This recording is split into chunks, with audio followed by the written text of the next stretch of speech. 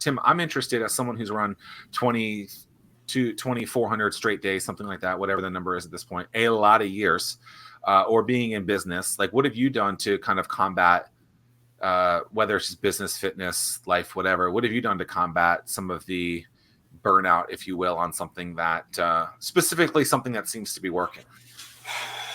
Well, I think that you can't, for me personally, I can't overemphasize the importance of streaks. I mean, so like consecutive days in a row that you do something. So to your point, Zach, I don't know, I'm at 2,000 plus days in a row that I've run.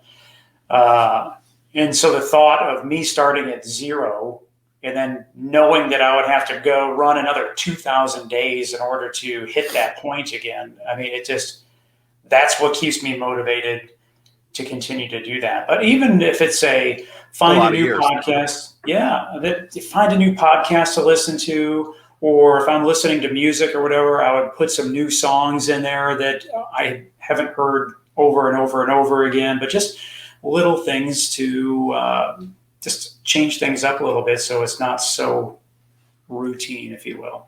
Yeah, I have a little streak that started primarily because of you as well. I'm over like 1,300 days of doing something physical, right? And kind of like the same thing as you. It's like, if I restart this, we're almost into year 4. Like, think about that. Like, and there have been times where, like, look, I'll be the first to admit, some days are definitely more daunting than others. Some are where I'm doing 70.3 miles. Some are where I'm doing a handful of push-ups, right? But I'm doing something every single day. The majority of them are way more than just a handful of push-ups, obviously, especially in the last year or two. But it is like you said, like, if that streak ends, ugh. Yeah. I mean, what would happen? Yeah. I mean, so you're going to stop the streak at some point, right? Well, and I told everybody, hey, if I qualify for Boston, I'm going to end my streak. And then I started telling, then I qualified, and I'm running Boston this year. And then I'm toying with the idea of like, all right, the day after Boston, I'm going to end my streak. I need to do it on something that's monumental. But then once I get to that point, I'm like, man, I still can't do it, because the thought of starting at day one all over again is just way too, I can't do it. Yeah, so I guess the moral of the story is download a habit tracking app and swipe right every day. Or do that thing, right? Yeah. But yeah, because I mean, the thing is and we've talked about this, Zach, once you break that streak, so like for me, if I was to take one day off of running, next week I'm going to take 2 days off, and then it's going to turn into 4 days off. Next thing you know, a month has gone by, and it's like, man, now I got to try to just push myself to just go out there again. And yeah, look at the show I was talking about. Zach Miller Says, the Zach Miller Says podcast was doing that in a pretty big, frequently time of way. Not every day, but very consistent. I don't know. And then I stopped it, and it went away. Gavin, you have to take a look at this, but it's something like it's a book maybe called "Eat the Frog," and basically what Tracy. Is that, as far as, you inventory what your day is going to look like and do the most difficult task first. And then after that, you're kind of just coasting the rest of the day, but you have to take that first task and tackle that right away. Yeah. For Tracy, eating a frog is a metaphor for tackling your most challenging task, but also the one that can have the greatest positive impact on your life. Is it Brian Tracy? Did I get that from memory? Eat that frog! ! 21 great ways to stop procrastinating and get more done in less time. And so, and that's just it. I feel like for me, running is one of those things. People are like, oh man, you're addicted. I'm not addicted to it. I mean, the first step to this day is still the hardest step. But then once I'm done, then I can go. But like if it's pouring down rain and if I push that most difficult thing off until later in the day, it just gets harder and harder and harder. And it just weighs on you mentally. And so from a business side, if you've got that, if you know that you have to do that one thing that is just going to be so difficult to do, you just got to get it done. And then all that weight and pressure is lifted off of you. And then you can go about your day. Why is it, either of you can answer this question, why is it that first step no matter what it is, physical work, whatever, is always the hardest. Why is that? I mean, I don't know about you, Eric, man, but it's just so mental, and we've talked about this over and over again in terms of like the comparison and the parallels between physical fitness and your business sense and your business endurance.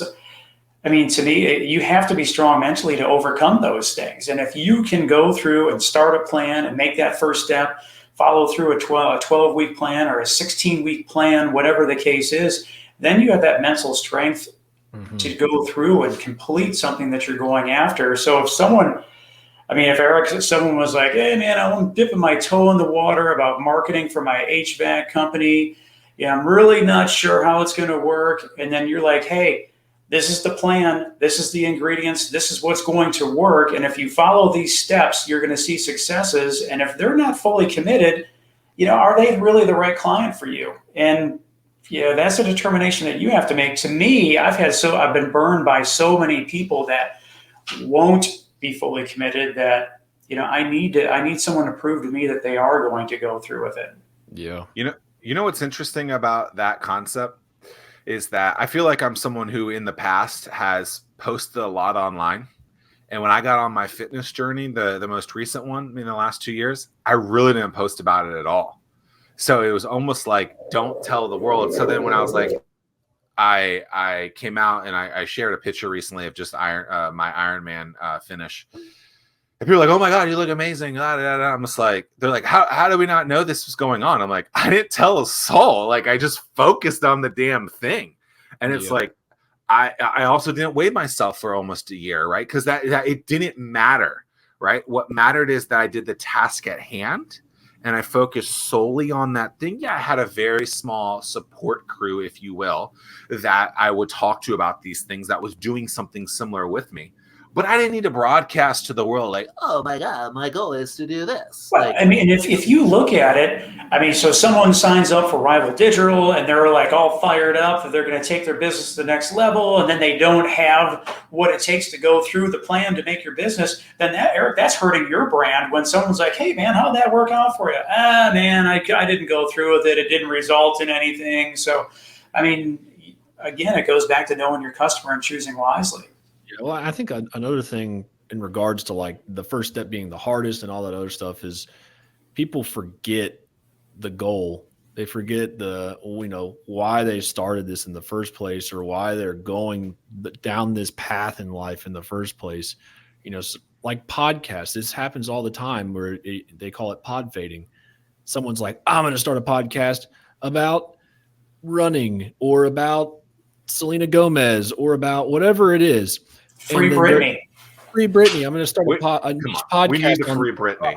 I'm going to start a podcast on Virginia Tech football or whatever it is. And then they go super hard because they're like fired up at first. They're like every day, they're like going.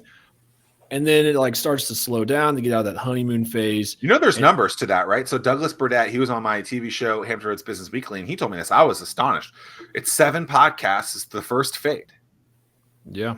And then 25, and then I can't remember what the number is after that. But like, that's not a lot of recordings. No, it's not. Can you imagine? Oh, I'm gonna do a daily podcast or a weekly podcast. You give it 7 tries. People don't get, meaning they don't get to the 7th. If you get to episode 7, you're in the clear almost. Like, that's absurd. Like, that's 7 episodes. You should have that in the can beforehand. Yeah. Oh my God, I'm so excited. I think I wrote this in Anomaly. Like, if you can't come up with 40 topics of things that you want to talk about, no matter what you want to do, don't do that thing. Yeah. And they get burnt out. They forget the goal. They want to become famous, or they want to become Joe Rogan, or they want to do right.